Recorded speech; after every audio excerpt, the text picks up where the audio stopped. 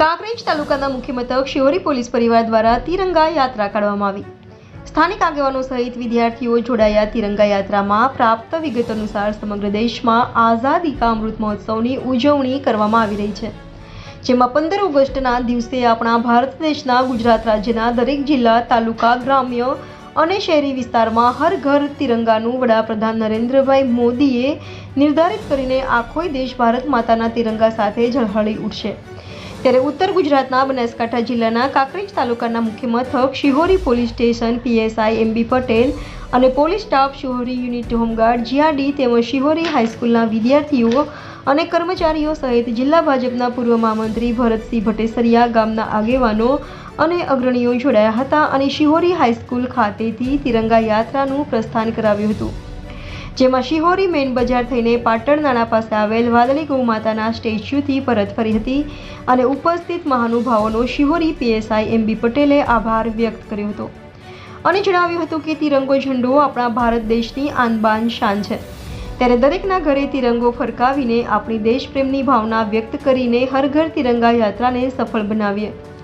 Shihori police સુરક્ષા સેતુ, traffic પોલીસના વિરમસિંહ વાઘેલા અને ડી સ્ટાફના દ્વારા બજારમાં ટ્રાફિક સમસ્યા દૂર કરીને તિરંગા યાત્રાની રેલીને સફળ બનાવવા સુંદર રીતે કામગીરી કરવામાં આવી હતી। રિપોર્ટર ભગવાન રાયગોર, ઇન્ડિયા 24 ન્યૂઝ, કાંકરેજ। તિરંગા યાત્રાનું આયોજન શિહોરીમાં કરેલ છે, ત્યારે આ પ્રસંગે આપણી વચ્ચે ઉપસ્થિત આ કાર્યક્રમના આયોજક શિહોરી પોલીસ સ્ટેશનના અધિકારી આપણા શિહોરી પીએસઆઈ પટેલ સાહેબ, ગામના સરપંચ શાંતુબા, સૌ આગેવાનો, શિક્ષક મિત્રો, વાલા વિદ્યાર્થી ભાઈઓ બહેનો, ગઈ સાલ આપણે તાલુકા કક્ષાનો કાર્યક્રમ આપણા ભાગે આવ્યો અને લગભગ એની તૈયારીઓ આપણે 10 દિવસ પહેલા ચાલુ કરી હતી અને મેં સાહેબને વાત કરી હમણાં એ કાર્યક્રમ તાલુકા કક્ષાનો હતો, પણ જિલ્લા કરતો મોટો કાર્યક્રમ હતો, જિલ્લાના અધિકારીઓ, તાલુકાના બધા જ આગેવાનો, પણ આજે આપણો કાર્યક્રમ પોલીસ પરિવાર અને શાળા પરિવાર, આગેવાનો, સરપંચ સહિત નાના મોટા આપણે બોલાયા, પણ આ કાર્યક્રમ આખા દેશમાં દેશના પ્રધાનમંત્રી આદરણીય મોદી સાહેબની લાગણીથી, એમની પ્રેરણાથી આખો દેશના તમામ લોકો આ કાર્યક્રમમાં જોડાઈ રહ્યા છે। તિરંગાનું મહત્વ આપણે જાણીએ છીએ કે જ્યારે ક્યાંય યુદ્ધ થતું હોય છે અને એ યુદ્ધમાં ભારતને સફળતા મળતી હોય છે તો આપણને તિરંગો જોવા મળતો હોય છે। દુનિયામાં ગમે ત્યાં ક્રિકેટ મેચ રમાતી હોય અને ત્યાં ભારતની ટીમ રમતી હોય તો દુનિયાનું કોઈ પણ ગ્રાઉન્ડ હોય, તમે જુઓ લગભગ 80% ભારતીયો ત્યાં તિરંગો લઈ ભારત માતા કી જય કરી અને મા ભારતીનું નામ ઉજાગર કરતા હોય છે। હમણાં આપણે 2020 કપ જીત્યા તો એ ત્યાંની ધરતી ઉપર આપણા ઇન્ડિયાના કેપ્ટન રોહિત શર્માએ એ તિરંગો એ ધરતી ઉપર મૂકી અને મા ભારતીનું સન્માન કર્યું। આ તિરંગાની તાકાત છે, દેશનું સન્માન તિરંગો છે।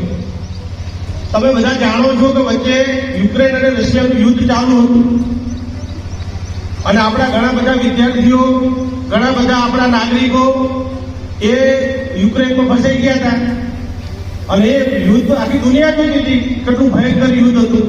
આપણા દીકરા દીકરીઓ ત્યાંથી ફોન કરતા હતા કે અમારી પરિસ્થિતિ ખરાબ છે અને ઘણા બધા વિશ્વના વિદ્યાર્થીઓ ત્યાં ભણતા હતા, પણ દુનિયાની પહેલી ઘટના છે કઈથી આપણા વડાપ્રધાન આદરણીય મોદી સાહેબે બંને દેશના વડાઓને ફોન કરીને એવું કીધું કે ભાઈ અમારા બાળકો, અમારા વિદ્યાર્થીઓ, અમારા નાગરિકો જ્યાં સુધી યુક્રેન ન છોડે ત્યાં સુધી તમારે યુદ્ધ બંધ કરવું પડે। અને આ વિશ્વની પહેલી ઘટના કે કોઈ બે દેશ વચ્ચે યુદ્ધ ચાલુ હોય અને કોઈ બીજા દેશના વડાપ્રધાન એમને ફોન કરીને એવું કહે ભાઈ આ યુદ્ધ બંધ કરો અને એ યુદ્ધ બંધ થયું હોય એવી આ પહેલી ઘટના છે। અને પછી આપણે બધાએ જોયું કે આપણા બાળકો, આપણા વિદ્યાર્થીઓ ત્યાંથી નીકળ્યા પણ પરિસ્થિતિ એવી હતી, ખબર શું પડે ભારતના છીએ, ભારતના વિદ્યાર્થી છીએ, ભારતના નાગરિકો છે, તો એ વખતે અહીંથી એવી સૂચના થઈ કે ભારતનો તિરંગો હોય તેના હાથમાં અને એ નીકળે એને જવા દેવાના। એ બંને દેશના જે સૈનિકો હતા એમને જ જોયું કે ભાઈ ભારતનો તિરંગો નહીં નીકળે યુક્રેનમાંથી, એટલે હજારો વિદ્યાર્થીઓ, હજારો નાગરિકો ભારતનો તિરંગો લઈને ભારત માતા કી જય વંદે માતરમ કરતા કરતા યુક્રેનથી નીકળ્યા અને યુક્રેનથી ભારતમાં આવ્યા અને ભારત ઘર સુધી પહોંચાડ્યા. આપણે નહીં, દેશની આઝાદી પછી